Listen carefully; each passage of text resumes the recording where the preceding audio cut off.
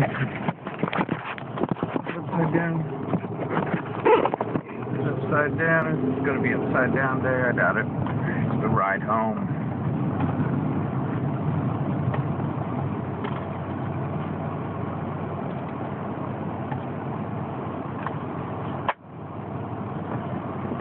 So, Michael Savage was on the Jonesy show today. And, you know, it's not like I don't have other things to talk about, but I want to talk about this.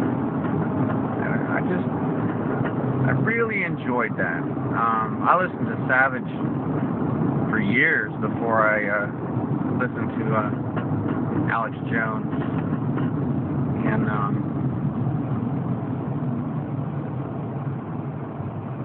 the two guys are similar in the sense that they're kind of volatile. You know, they not afraid to get mad on the radio. They're not afraid to just put it all out there according to their perception. Though I think Savage is a little bit more controlled, whether that be by his own volition or whether he has handlers that say, hey, let's not get into that. It doesn't matter.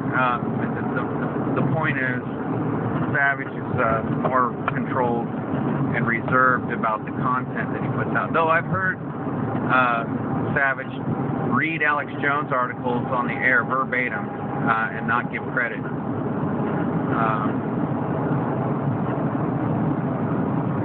But the hour-long interview that I listened to the whole thing. It went on amicably, and it was really cool to see. Oh no, traffic! It was really cool to see two just titans of intellectual attack talking to each other amicably and talking in the same vein and same respect and same understanding of the powers that be and the situation it is really cool. And they basically say the same thing through a different series of phrases. They each have their pet names for people, and they both have their independent ways of looking at culture and politics, but they're saying by and large pretty much the same thing. So it was fun. It was a lot of fun. The two of them have a very similar perspective. So I say Jones goes all out and puts it all out there and puts, backs up the information in spades. It was a very entertaining hour of radio and informative to boot. But at any rate, I've been looking at some information that I've been considering this stuff for a long time, and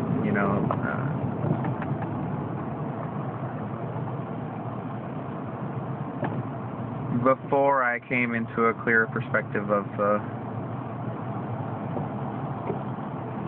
difference between relationship and religion, as far as King of the Universe, Yahuwah, and his Messiah, Yeshua, and how the things we're going through are the same things that people, the same things that people went through before the Great Flood.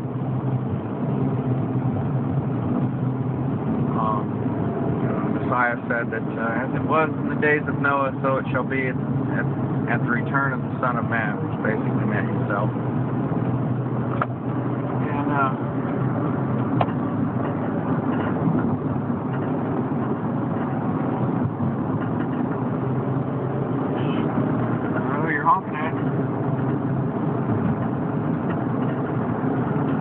at any rate,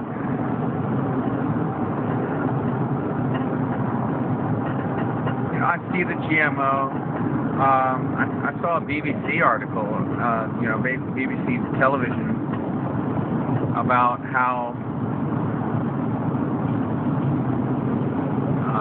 we're using human embryonic tissue and injecting it into cows, cloned cows, no less. First, the human DNA has to go into mouse genes, and then into chicken genes, and then into hamster or gerbil genes. Jesus. And then into the cows, which are cloned from two birth-born cows, and I just lost it. They're using these cows to create human immunity cells, antibodies, and I just like I said this morning, it is getting off the chain. It's just, and I equate that to when we were taught in Bible school about the fallen angels that came and mated with the daughters of men. It's like actually nix that. That's not taught in Bible class. You got to read the Bible yourself to get that information, and you have to come up to your own conclusions. And I've been of the opinion at one time that that I thought that meant that people who were sons of Elohim, B'nai Elohim, were basically the righteous ones, and that B'nai Adam were basically the daughters of men, and that they mixed the seed that way. But no. But it talks about the Nephilim, which is translated as giants. But that's not what Nephilim means. Nephilim means, it comes from the Hebrew root word nephil, which means to fall or to come down. These were heavenly creatures who came and mated with the daughters of men, married as many as they chose. And so you had a polluting of the seed. And the reason why Noah was chosen is because his line was not polluted by angelic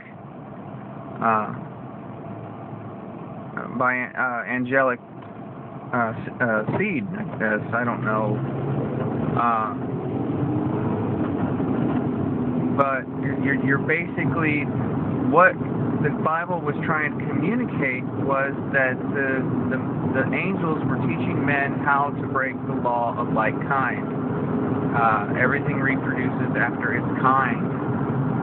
You made two horses, you will always get another horse. If you made two dogs, you will always get another dog. If you made two people, you will always get another person. Well, apparently, that was not exactly so before the days of the flood.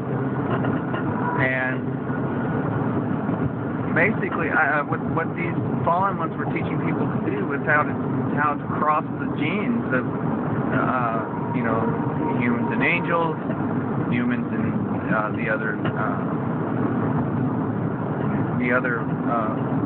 animal life forms, probably humans and fish, humans and eggs, and now you see the same thing today, where they basically take these gene guns and splice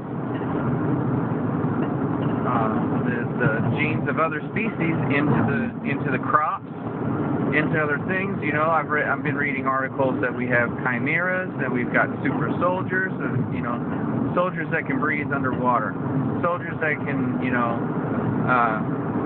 have the speed of horses, and all of these things. You're basically doing that anyway. When you got Arnold Schwarzenegger injecting himself with horse steroids, those are horse hormones. Those are hormones of a horse that you're injecting into yourself. And what you're doing is you're breaking the law of like kind. You shouldn't be injecting yourself with steroids, anabolics anyway, but, you know, I mean, you can't stop a person from doing whatever that is they're going to do, regardless of what it does to you, you know, physically over time. You know, that guy's got to have, you know, genitals the size of peanuts at this point, you know, but that's neither here nor there. But the whole idea is that, you know, how close to the end of days do we have to be? I mean, do we actually have to see centaurs and minotaurs walking around? Because personally, I believe those things walked the earth before, you know, before the flood, and even after the flood, because, you know, those images have taken over entire cultures. You know, how does a blind poet, Homer, speak about these things if he didn't experience them somehow? I mean, you know, it's crazy town, you know, and we're walking straight directly into crazy town. Science fiction is now, you know, science fact in a lot of these. You know, we're just, all the things that were written about the dystopic novels, the Vonnegut novels, the Phil K. Dick, you know, good God, Phil Dick.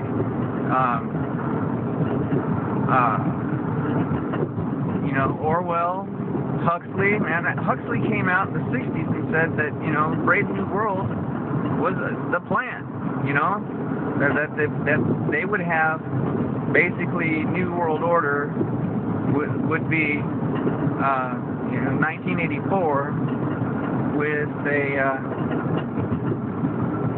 Brave New World overlay. So it would be Brave New 1984 order. Crazy town. But here we are. Yet here we are. And I'm looking at people. You know, I mean, okay. My dad nearly died because of a staph infection recently, and then he was in the hospital. And the pharmaceutical that they were using on him for pain control and muscle relaxing was a drug called Soma. And that's right straight out of Huxley's book. And it's just, I just couldn't believe. I was sitting here, I was the wild man in the book watching his mother sedate herself to death on Soma. My mind was blown.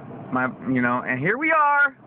Whoa! Crazy town! Crazy town! And it blows me away. Here we are, man. You know, what they've been telling us to our face what they were going to do, and now they've pretty much done it. Now we're going through the last great change as we bring in. See, here's the thing. We've been under the New World Order for over 100 years already. It's just now making itself public. So, you know, just think about these things. All these things are connected. I'm not just running randomly through thoughts. All of these things have a link, and it's up to you to define where that link is. And if you don't agree with any of that stuff, this is not the channel you're looking for.